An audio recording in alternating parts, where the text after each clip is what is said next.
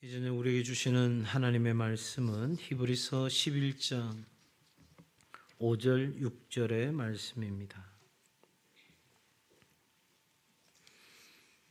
히브리서 11장 5절과 6절의 말씀,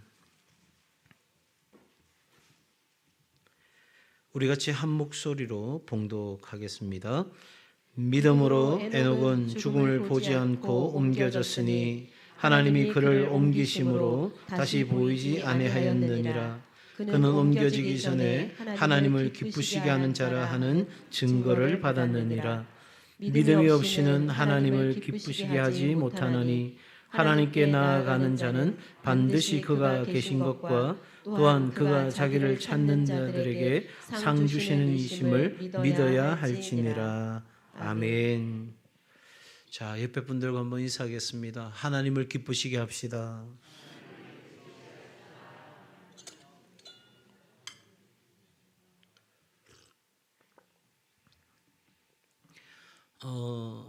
성부 하나님의 기뻐하심, 또 성자 예수 그리스도의 기뻐하심에 대해서 우리가 두 주간 살펴보았고요.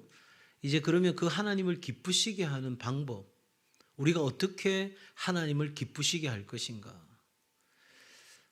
적어도 우리가 하나님 앞에 나아가는 하나님의 자녀된 우리로서는 우리 생애의 목적이 이 하나님을 기쁘시게 하는 것에 있는데, 그러면 하나님을 어떻게 우리가 기쁘시게 할 것인가? 함께 이제 생각해 보고자 합니다. 로마서 12장 2절의 말씀인데요. 같이 읽을까요? 시작. 너희는 이 세대를 본받지 말고 오직 마음을 새롭게 함으로 변화를 받아 하나님의 선하시고 기뻐하시고 온전한 뜻이 무엇인지 분별하도록 하라. 아멘. 그러니 여러분, 이 로마서의 두 부분 1장부터 11장까지 유대인들이 이렇게 이야기합니다. 그건 하나의 그 이야기, 그리고 이야기에 걸맞는 거기에 따르는 삶, 실천 부분, 이 부분이 이제 12장부터 되어지는 거죠. 그래서 적어도 하나님의 사람, 하나님의 백성, 하나님의 자녀라면 이 세대를 본받지 않는 것, 그러니까 이 시대가 살아가는 삶의 가치, 이 시대 사람들이 중요하게 여기는 어떤 것, 그런 것들을 우리가 중요하게 여기고 가치 있게 여기고 그것을 따라가는 삶을 사는 것은 하나님의 자녀로서의 마땅한 삶이 아니다. 그러니까 로마서 1장부터 11장까지 말씀했던 이제는 하나님의 한 의가 나타나서 이제 우리 그 의로 말미암아 의롭게 된 하나님의 자녀는 이 세대를 본받지 않는데, 그러기 위해서는 우리의 마음이 어떻게 되는 게 필요하다고요? 새롭게 되는 게 필요하다. 그럼 이 새롭게 되는 거는 그냥 우리가 새롭게 하자, 우리가 좀 깨끗하게 하자, 그냥 목욕탕 가서 목욕하듯이 내 마음을 좀 새롭게 하자 하면 되는 건가? 여러분, 어떻게 우리가 깨끗하게 할 수 있어요? 어떻게 우리가 새로워질 수 있어요? 누구든지 뭐 안에 있으면? 그리스도 안에 있으면 이전 것은 지나갔으니 보라 새 것이 되었도다. 그러니 이 세대를 본받지 않기로 결정하고 내가 예수 그리스도로 말미암아 새로운 존재, 새로운 생각, 새로운 마음, 새로운 감정, 이런 것을 가지고 살아가는 변화가 우리 가운데 일어나야 되는데, 그 변화된 삶에 있어서 중요한 것이 뭐냐면 하나님의 선하시고 기뻐하시고 온전한 뜻.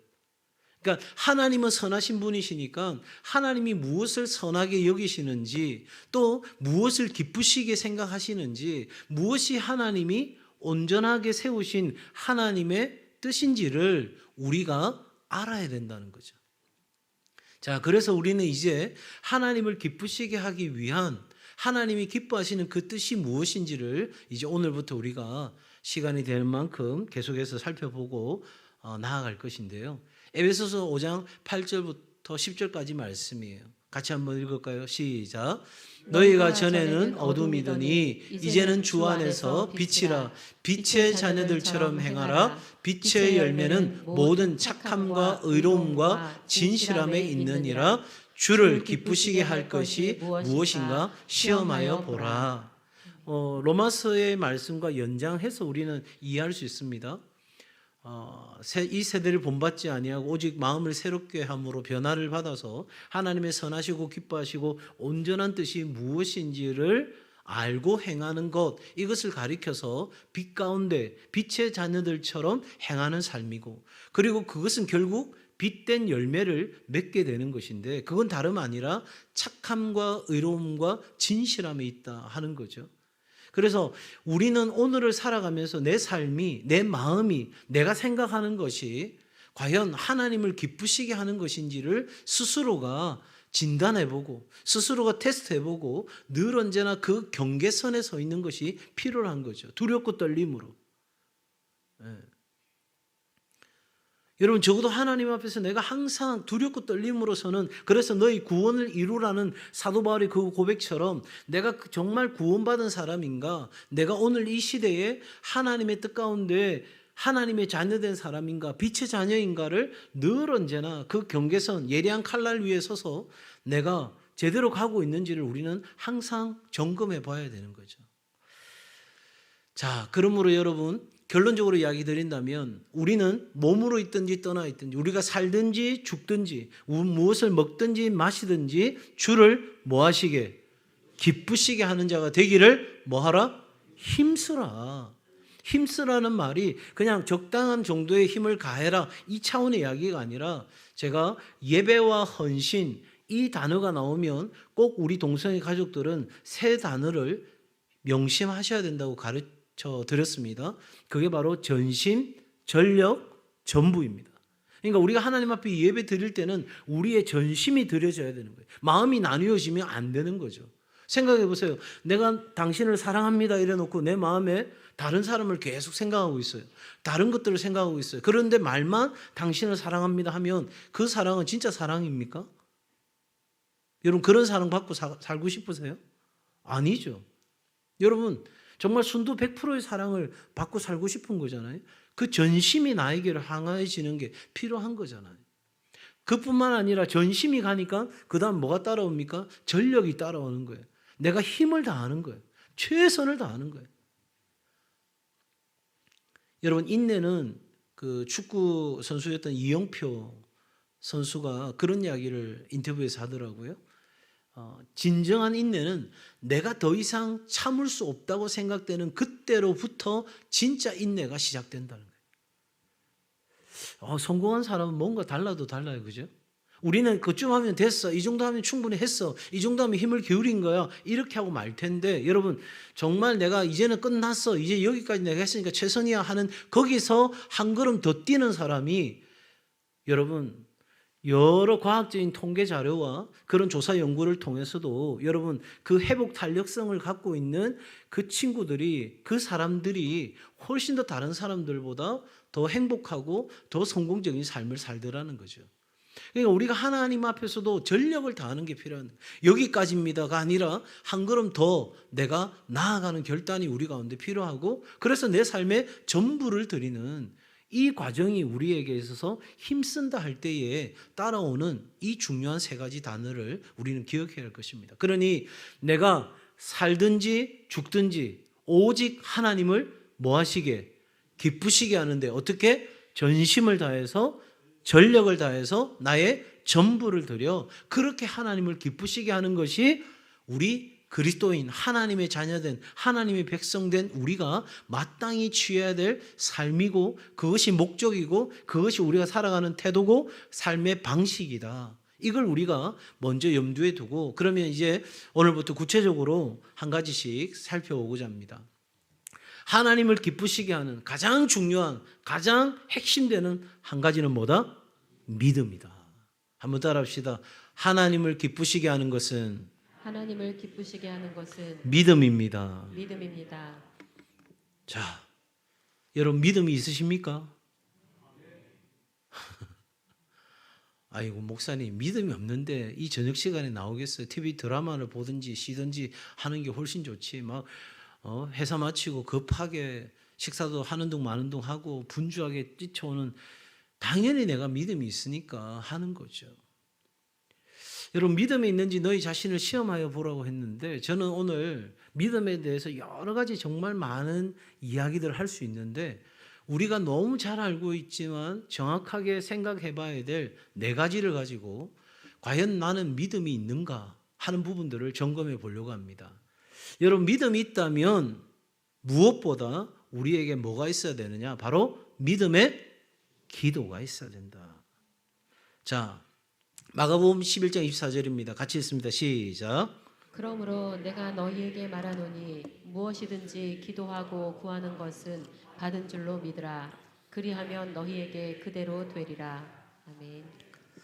자, 믿음이 있다. 여러분 분명히 믿음이 있다고 아멘 하셨죠? 믿음이 있다면 그 사람은 뭐 하는 사람이냐? 뭐 하는 사람? 기도하는 사람이다. 내가 지금 기도하고 있다면 믿음이 있다는 거다. 자, 그런데 여기에서 사람마다 조금 차이가 나는 것 같아요.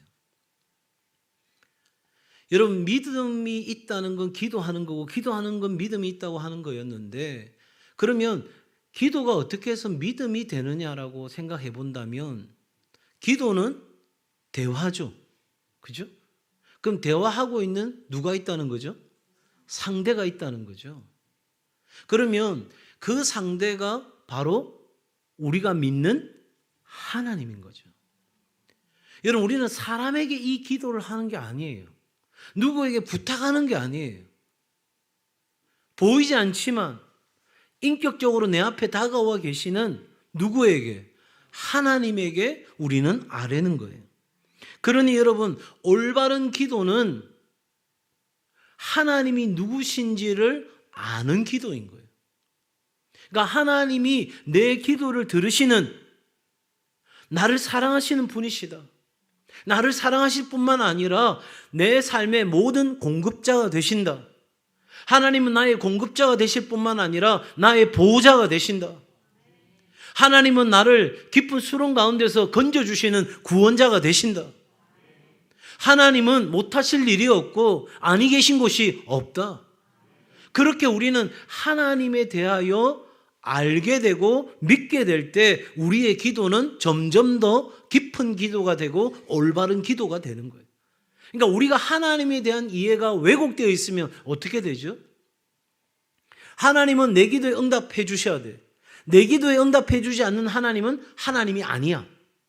그래서 많은 성도들이 기도하고 있어요. 그런데 하나님이 누구신지, 하나님의 선하시고 기뻐하시고 온전한 뜻이 무엇인지를 모르고 또 그걸 알고 싶어 하지도 않고 우리는 마치 내 생각을 관철시키는 것이 기도라고 생각하고, 하나님은 당연히 내가 원하는 대로 움직여 주셔야 돼. 내가 원하는 대로 역사해 주셔야 돼. 그렇게 되면 어떻게 되냐면 하나님은 내 손바닥 위에 있는 거예요.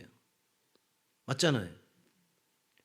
하나님이 행동하실 것과 하나님이 결정하실 모든 것들을 내가 결정한다고 생각하면 하나님은 더 이상 실상은 하나님이 아니신 거죠. 여러분, 내가 다 알고 있다. 내가 다 파악하고 있어. 하나님은 내가 원하는 대로 움직이게 돼 있어. 여러분, 그렇다면 그게 하나님일까요? 내가 만든 우상인 거예요.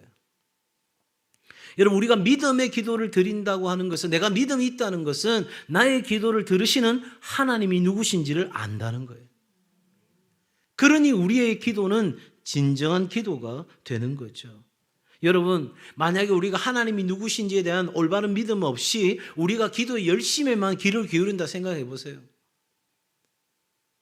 나는 내 기도를 들으시는 하나님이 누구신지도 몰라요. 마치 여러분 삼각산, 저 서울 삼각산 올라가면 한쪽에서는 십자가, 한쪽에서는 불상, 한쪽에는 또 다른 거 놔놓고 누구든지 아무 신이나 내 기도 들어주세요 하는 것처럼, 여러분 그런 식의 기도가 된다면 그건 여러분 하나님이 기뻐하시는 믿음의 기도는 아닌 거예요. 여기서 중요한 게 뭐냐면 우리의 열심이, 우리의 간절함이 기도의 응답을 가져오는 게 아닌 거예요. 기도 응답은 누가 하시는 거예요? 기도 응답은 누가 하시는 거예요? 하나님이 하시는 거예요. 그러니 여러분, 우리에게 중요한 것은 믿음으로 구하는 거예요. 어떤 믿음? 하나님, 내 생각대로가 아니라 하나님 생각대로 되기를 원합니다. 하나님은 선하십니다.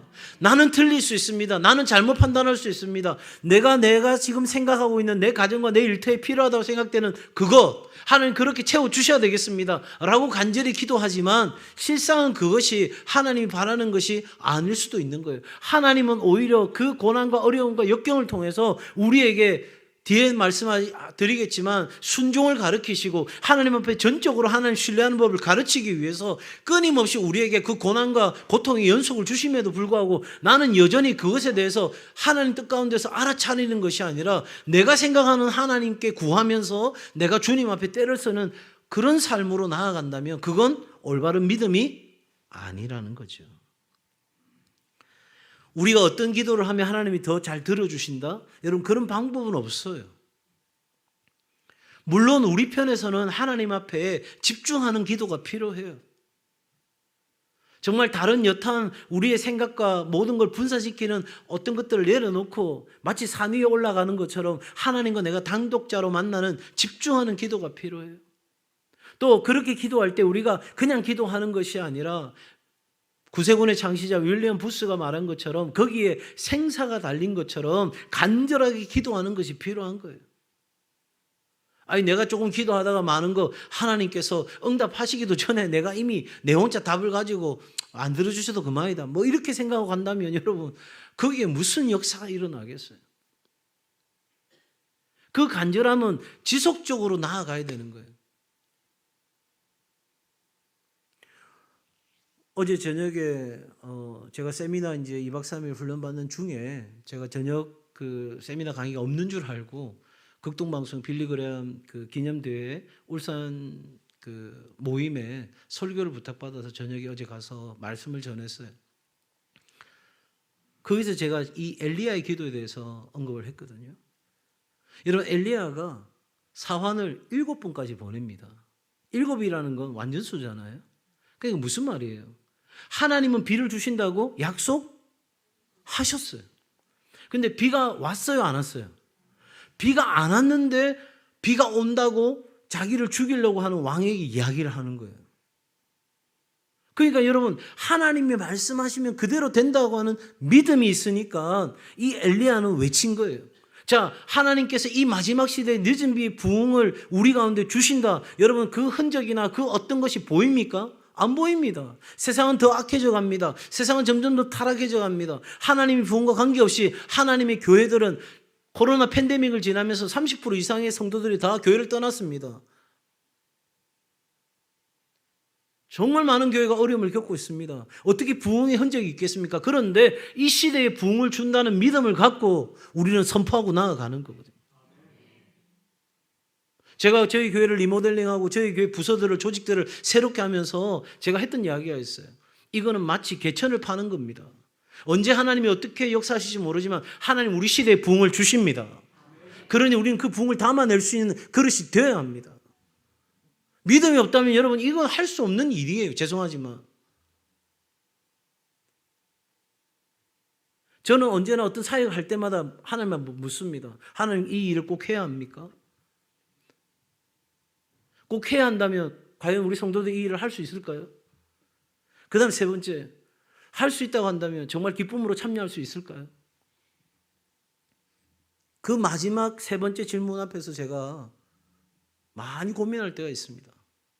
그러나 중요한 것은 바로 엘리야가 그런 마음으로 선포했기 때문에 그는 집중하면서 기도했고요. 간절하게 기도했고 그리고 지속적으로 비가 오는 그 순간까지 손바닥만한 작은 구름이 떠오르는 그 순간까지 지속적으로 하나님 앞에 기도한 것이었습니다. 그것도 바로 아합 앞에서 비가 온다고 이야기하는 생사를 건 기도였어요. 비가 안 오면 어떻게 되죠? 자기를 잡아 죽이려고 하는 아합은 이때다 싶어가지고 이 거짓말쟁이 선지자 너는 백성을 미혹하는 못된 선지자야. 그러면서 죽이지 않겠어요? 근데 누구를 의지했다고요? 내 기도를 들으시는 하나님. 바로 그 하나님을 믿었기에 이 엘리야는 부르짖고 나아갔던 것이거든요.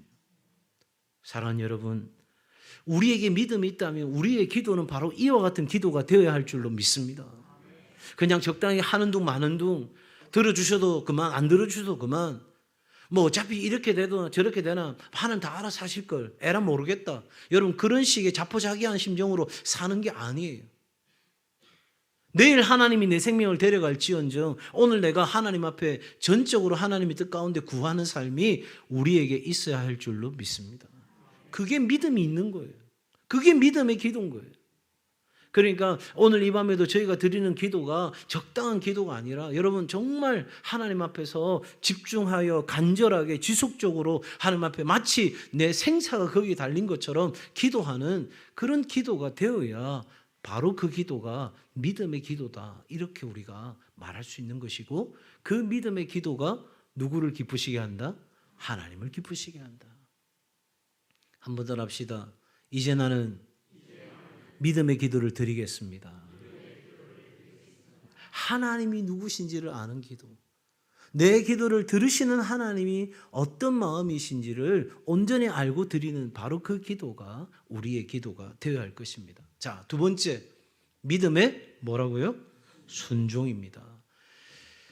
여러분 성경에 말씀한 것도 봅니다. 로마서 16장 26절입니다. 같이 읽습니다. 시작.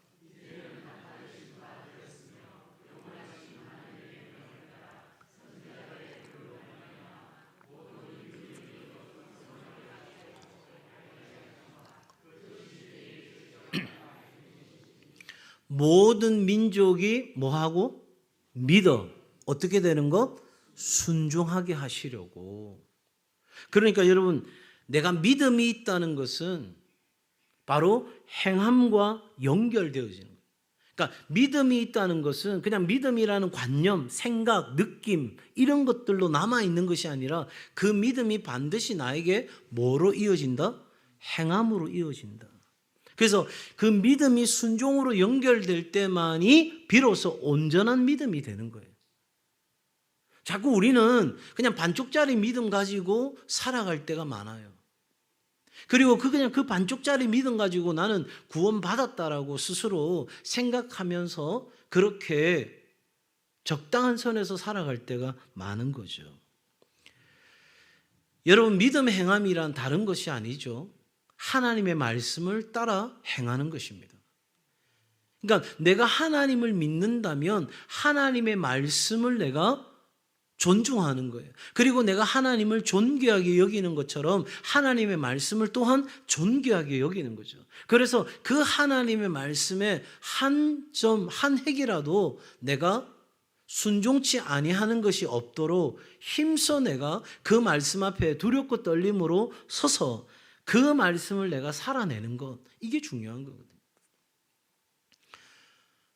제가 원래부터 오늘까지 2박 3, 그러니까 3일 동안 진행됐던 세미나는 다른 게 아니고 바로 우리 교회가 비전으로 하고 있는 사람과 세상을 변화시키는 선교적 교회. 예전에는 우리가 가든지 보내든지, 그러니까 선교사로 우리가 파송하든지 우리가 선교 후원자가 되든지 이 두 가지 어떤 의미적으로 선교를 이해했다면 그건 아니고 이제는 내가 있는 자리에서 제가 늘 자주 강조하는 것처럼 내가 사는 삶의 자리에서 내가 선교사로 사는 것, 이 삶을 어떻게 우리가 성도들과 함께 가르치고 또 나누고 세워갈 것인가 하는 그런 내용의 세미나였어요. 여러분 적어도 우리의 삶에 있어서 어떤 신앙적 삶이라는 것이 그냥 내가 알고 있는 것과 내 삶의 현장이 그냥 괴리되어 있는 채로 떨어져 있는 것이 아니라 내 믿음과 내 실제적 삶이 일치가 되는 것. 그래서 점점 더 그것이 내가 살아가는 삶이 곧 복음이 되고 내가 말하고 있는 그 복음이 내 삶이 되어지는 바로 이러한 그 삶의 연결성 속에서 우리가 그리스도인다운 삶을 살아내는 거죠. 그래서 여러분 적어도 우리의 삶에 있어서 그리스도의 제자가 되고 그리스도의 일꾼이 되는 것은 성경이 가르치는 참된 믿음인 거예요. 그냥 나는 소비자로 있어서 계속해서 교회가 뭔가 나한테 해줘야 된다, 누가 뭔가 나를 해줘야 된다, 이런 차원에 있는 것이 아니라 이제는 내가 공급자가 되어서, 물론 나는 소비자도 되는 거죠. 그러나 내가 이제는 주체적인 공급자가 되어서 하나님이 받은 은혜를 가지고 다른 사람들을 위하여 하나님 말씀대로 살아가는 삶, 그래서 내 삶의 선교적 삶을 살아가는 것. 다른 사람에게 더 친절하고 또 진정성 있는 삶을 살아가면서 내 삶의 많은 것들을 공유하고 나누고, 그래서 내 삶 그 자체가 복음의 전도가 되어지고 선교의 삶이 되어지는 그 일들이 우리 가운데 일어나는 이 모든 것은 순종의 삶에서 우리가 이해될 수 있는 영역인 거죠. 예수님께서는 그 순종의 삶의 모범을 우리 가운데 보여주셨어요. 그리고 이렇게 말씀하시죠. 고난을 통해 순종을 배울 수 있었다. 여러분, 기쁘고 즐겁고 행복하고 내가 원하는 것이 생기면 그거 따라가는 거 쉬워요, 어려워요? 내가 지금 중국말로 물었습니까? 아니, 나한테 잘해주고 잘되고 가면 돈 생기고 뭐 좋은 일 생기면 따라가는 거 쉬워요, 어려워요? 쉽죠, 쉽죠. 아이, 그거 뭐가 어려워요? 그냥 따라가면 뭐 다 되는데. 그런데 따라가면 고생이야. 따라가면 힘들어. 따라가면 어려워. 따라가면 지쳐. 따라가면 내가 손해볼 게 뻔해. 따라가실 거예요? 안 따라가실 거예요? 안 따라가죠. 그런데 예수님은 그 길을 따라 나선 거예요. 거기에 하나님의 선하시고 기뻐하시고 온전한 뜻이 있었기 때문에 예수님도 그 고난의 십자가 지는 건 하기 싫은 거였어요. 쉬운 게 아니었어요. 그냥 룰루랄라 노래 부르면서 따라갈 수 있는 그런 성질의 것이 아니었어요. 그렇다면 여러분, 땀방울이 피방울 되도록 기도하셨을까요? 그냥 가볍게 지고 가는 거죠. 배낭 메고 가듯이. 근데 그건 그럴 성질의 것이 아니잖아요. 얼마나 처절하고 고통스러운 거예요. 그런데 그 고난을 통해서 진정한 순종을 배웠다는 거죠. 좋은데 따라가는 건 여러분, 순종을 온전하게 배울 수가 없는 거예요. 정말 내가 하고 싶지 않은데, 하기 싫은데, 그게 하나님을 기쁘시게 하는 것이고, 그게 내가 속해 있는 공동체의 덕이 되는 것이고, 그것이 하나님의 뜻을 이루는 길이라면 기꺼이 그 고난을 통해서, 그 아픔을 통해서, 어려움을 통해서, 십자가를 통해서 내가 순종을 배우는 거죠. 그렇기 때문에 여러분, 믿음의 사람들은 말로 신앙을 증명하는 것이 아니라 순종으로 자기의 신앙을 증명해야 하는 거예요. 그래서 예수님께서 우리에게 그 본을 보여주셨고, 하나님은 모든 신앙의 사람들에게 이 믿음의 테스트를 할 때 거기에는 바로 순종의 테스트가 있었던 거죠. 그렇게 하나 안 하나를 보시는 거예요. 그냥 그들의 말을 들으신 게 아니에요. 마라의 쓴물에서도 이스라엘 백성을 시험할 때도, 그 광야의 수많은 시간 속에서, 그리고 성경에 나오는 아브라함도, 그리고 여호수아도, 그리고 다니엘도, 그 모든 삶의 영역 가운데서 계속적인 하나님의 시험은 말의 시험이 아니라 행함의 시험이었던 거죠. 순종할 수 있느냐 없느냐의 문제인 거예요. 적어도 여러분, 이 순종을 위해서는 뭐가 필요할까요? 겸손이 필요한 거죠. 나보다, 내 생각보다 하나님의 뜻이 더 온전하다고 하는 겸손. 내가 부족하다는 것. 여러분, 내가 교만하면 어떻게 될까요? 하나님이 아무리 말해도 하나님 됐습니다. 제가 다 압니다. 고마하세요. 제가 다 알아서 합니다. 여러분, 그렇게 살지 않겠어요? 순종을 위해서는 내 안에 겸손이 필요해요. 또 순종을 위해서는 뭐가 필요합니까? 기다림이 필요합니다. 못 기다리거든요. 예. 못 기다립니다. 막 난리, 온 몸짓을 다 하죠. 그런데 하나님이 기다려 이야기하시면 기다리는 것, 그게 순종이잖아요. 뿐만 아닙니다, 여러분. 그 겸손과 기다림은 어디서 옵니까? 바로 하나님에 대한 절대 신뢰에서 오는 거예요. 하나님에 대한 신뢰. 나를 전적으로 책임지시는 그 하나님에 대한 그 신뢰. 여러분, 내 인생 가운데 편한 길을 주시든 굽은 길을 주시든 그 모든 것에는 하나님의 깊은 뜻이 있다고 하는 그 절대적인 신뢰가 우리로 하여금 순종케 하는 거거든요. 그런데 여러분, 겸손도 기다림도 그러한 절대적인 신뢰도 어디서부터 오느냐면 하나님과의 친밀함에서 오는 거예요. 여러분 그 날들이 오래되면 지치잖아요. 그 날들이 길어지면 힘든 거 당연한 거예요. 그런데 매 순간마다 하나님과 친밀한 교제 가운데 있으면 우리는 그 어려운 날들 속에서도 견디고 버티고 이기면서 우리는 나아가게 되는 것이잖아요.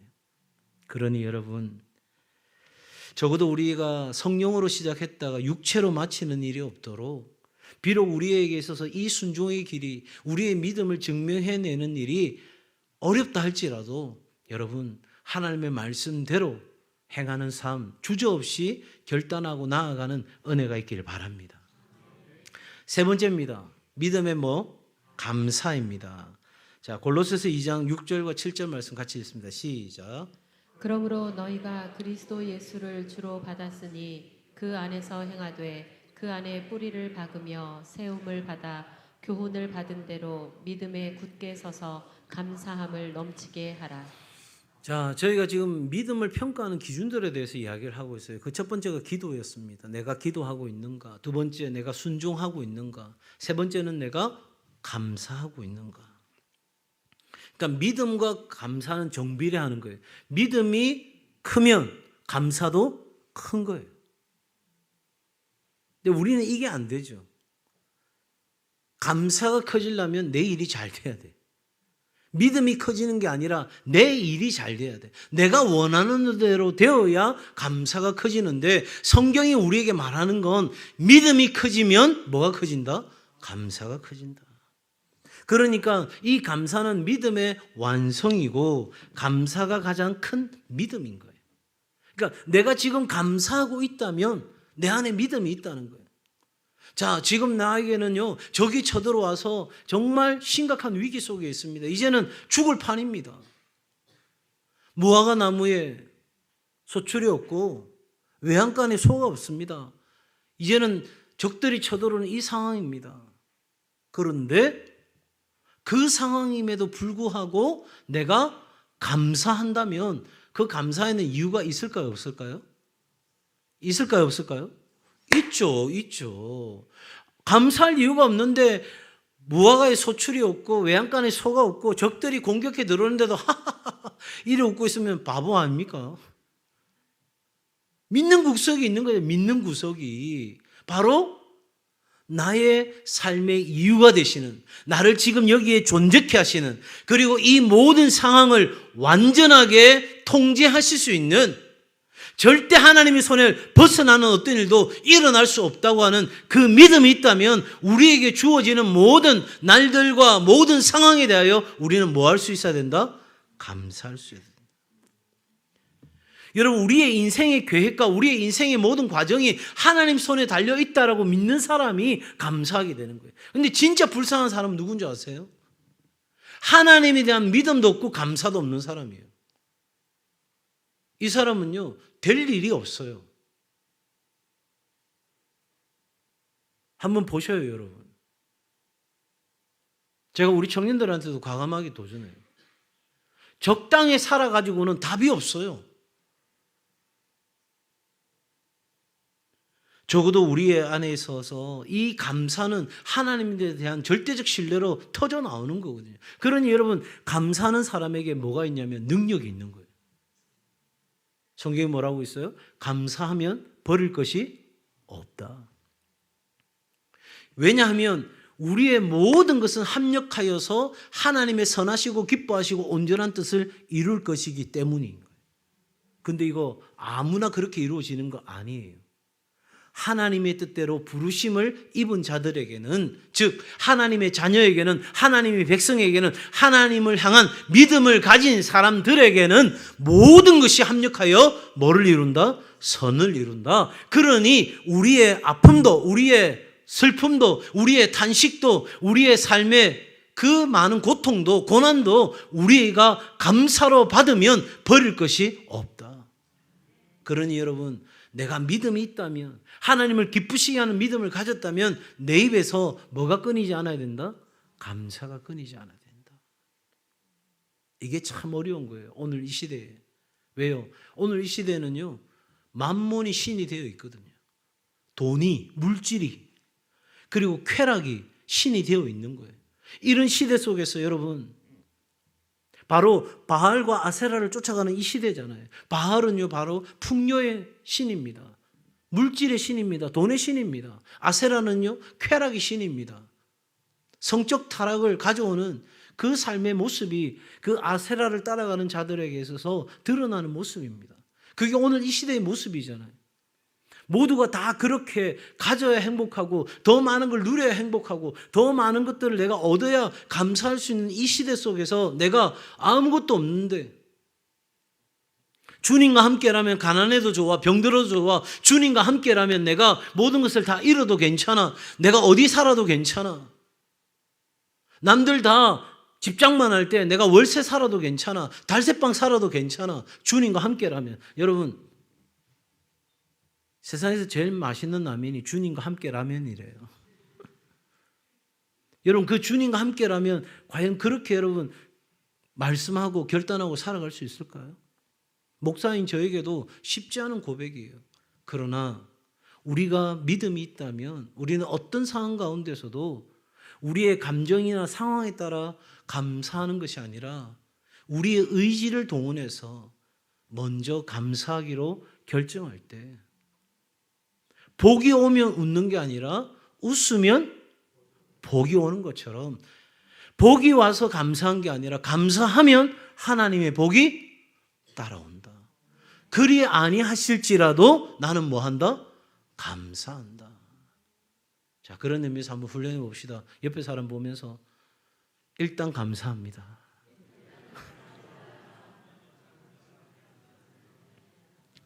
네. 우리 교회 안에 그런 감사가 풍성해졌으면 좋겠어요. 감사가. 그냥 당연한 거라 생각하지 말고 뭘 하나 해도 다 감사하다고. 그렇게 여러분 된다면 우리는 서로를 많이 세워줄 수 있는 그런 강한 힘을 갖게 될 거예요. 자, 3가지 기준을 살펴봤어요. 첫 번째가 뭐였습니까? 기도. 두 번째가 순종. 세 번째가 감사. 이제 마지막입니다. 믿음의 기쁨. 자, 이 말씀 우리가 너무 잘 아는 말씀이죠. 빌립보서 4장 4절입니다. 같이 읽습니다. 시작. 주 안에서 항상 기뻐하라. 내가 다시 말하노니 기뻐하라. 자, 기쁨은 갈라디아서 5장 22절의 말씀처럼 믿음의 열매예요. 믿음은 우리에게 기쁨을 가져오는 거예요. 그러니까 믿음이 있다는 건 기도하고 있다는 건 믿는다는 것처럼 믿음은 기쁨이에요. 기쁨은 믿음이에요. 마틴 루터가 이 부분에 대해서 이렇게 이야기했습니다. 성도는 밤낮으로 기뻐하는 백성이다. 마음이 기쁨으로 가득하여 용감하고 담대하게 기뻐하는 백성이어야 한다. 그러니까 우리가 그리스도인으로 산다는 것은 용감하고 대담하게 정말 기뻐하는, 우리가 이 상황에 상관없이 감사하듯이 우리가 믿음이 있다면 뭐 해야 한다? 기뻐해야 된다. 제가 사진 찍는 새로운 방법을 하나 알았어요. 요즘 젊은 사람들이 그렇게 찍는데요.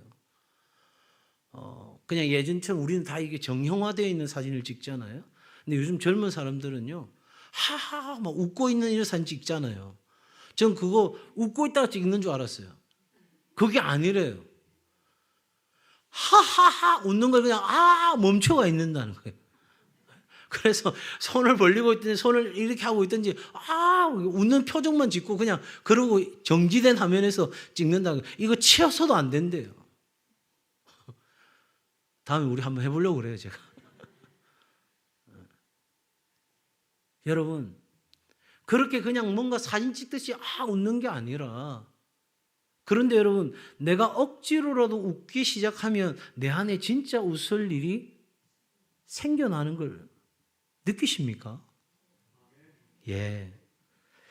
우리는 기뻐할 수 있고 기뻐해야만 합니다. 여러분, 기쁨이 만약에 없다면, 여러분이 교회 봉사하는 가운데 기쁨이 없다면 여러분 그거 가지고 투덜댈 게 아니라 하나님 앞에 전적으로 기도하고 나아가셔야 되는 거예요. 왜요? 우리는 다 뭐로 해야 돼요? 기쁨을 해야 되는 거예요. 기쁨으로. 여러분, 이 기쁨은 분명히 세상과의 기쁨은 다릅니다. 배불러 기뻐하는 것과는 다릅니다, 여러분. 그런 기쁨을 교회 안에서 추구하시려고 하면 거기에는 반드시 문제가 생깁니다. 왜냐하면 교회는 그런 기쁨을 추구하는 곳이 아니기 때문에, 세상이 줄 수 없는 기쁨, 내면 안에서 샘솟는 하나님으로부터 오는 그 공급됨으로 인하여 넘쳐나는 기쁨이 우리 가운데 일어나는 기쁨인 줄 믿습니다. 여러분, 그렇기 때문에 사람의 마음을 기쁘게 만드는 것은 어떤 행위가 아니라 실상은 믿음인 거예요. 믿음이 하나님을 기쁘시게도 하지만 믿음이 내 안에 있을 때 우리는 진짜 기뻐할 수 있는 거죠. 그래서 사람들이 이렇게 이야기하는 거예요. 어떻게 당신은 항상 기뻐할 수 있습니까? 제가 가장 좋아하는 성경 구절입니다마는 바울이 그렇게 이야기하잖아요. 근심하는 자 같으나, 사람들 보기에는 먹을 것 없어요. 결혼도 안 했어요. 외로울 것 같아요. 저렇게 아픈데 저 어떻게 사역하나? 사람들 생각해 보면 근심할 거리가 한두 가지가 아니야.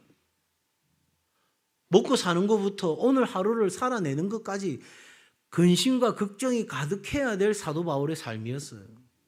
오죽했으면 하나님 보고 3번씩이나 이 병을 좀 고쳐달라고 기도했을까요? 그만큼 힘들었으니까 기도하지 않았겠어요, 그죠?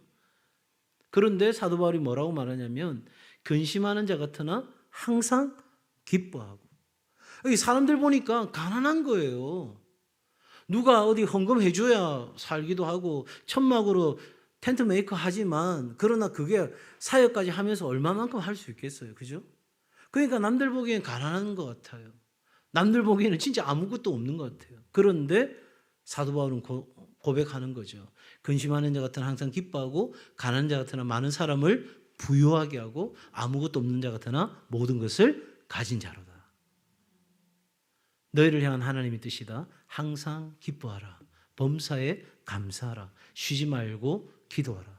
이는 너희를 향한 하나님의 뜻이다. 로마서 12장 우리가 뭘 봤습니까? 하나님이 선하시고 기뻐하시고 온전한 뜻이 무엇인지를 분별하는 것. 그것은 바로 믿음 가운데서 우리에게 주어지는 것이죠. 사랑하는 여러분, 우리는 다른 것 때문이 아니라 하나님과 하나님의 은혜로 말미암아 기뻐하는 거예요. 하나님이 살아계시면 기쁜 거예요. 네. 하나님이 여전히 일하고 계시는 걸 믿으면 기쁜 거예요. 내가 터널을 지나가고 있다고 할지라도 빛 한 번 들어오지 않는 그 칠흑 같은 어둠 속에 있다 할지라도 여전히 하나님이 살아계시면 기쁜 거예요. 그러니 여러분, 우리에게는 기뻐할 수 없는 이 상황이 얼마나 물밀듯이 밀려오는지 몰라요. 사단은 그래서 우리에게서 이 기쁨을 빼앗아 가려고 하는 거예요. 그럴 때 여러분, 우리는 저항해야 되는 거예요. 그냥 그렇게 고스란히 그런 걸 받아들고, 그래 나는 슬퍼할 수밖에 없어. 나는 지금 슬픈 가운데 있어야 돼. 나는 우울함 가운데 있어. 내 안에는 기쁜 게 하나도 없어. 그렇게 여러분 절망을 자꾸 받아들이면 결국은 그 감정이 나를 지배하게 되는 일들이 일어나는 거예요. 우리는 뭐 해야 돼요? 저항해야 되는 거예요. 싸워야 되는 거예요. 기뻐할 수 없도록 만드는 것들에 대하여 우리는 강하게 맞서고 싸워야 되는 거예요. 그게 영적인 삶입니다. 여러분, 하나님의 자녀가 믿음으로 사는 거 당연한데 믿음으로 살면 복이 있습니다. 바로 구원을 받습니다. 하나님의 자녀가 됩니다. 예수님 안에 거하고 예수님이 우리 안에 거하십니다. 우리는 믿음으로 열매를 많이 맺게 되고, 여러분, 믿음으로 말미암아 우리는 쓸모 있는 인생이 되는 거예요. 적어도 우리는 이 믿음을 통해 하나님의 능력을 경험하고 살아가야 할 줄로 믿습니다. 하나님을 기쁘시게 하는 그 오늘 첫 번째, 하나님 바로 오늘 믿음을 보시기를 원하십니다. 우리의 기도, 우리의 순종, 우리의 감사, 우리의 기쁨, 그것이 하나님 앞에서 온전히 고백되어지는 이 밤이 되기를 간절히 소원하면서 함께 찬양하며 나아가겠습니다.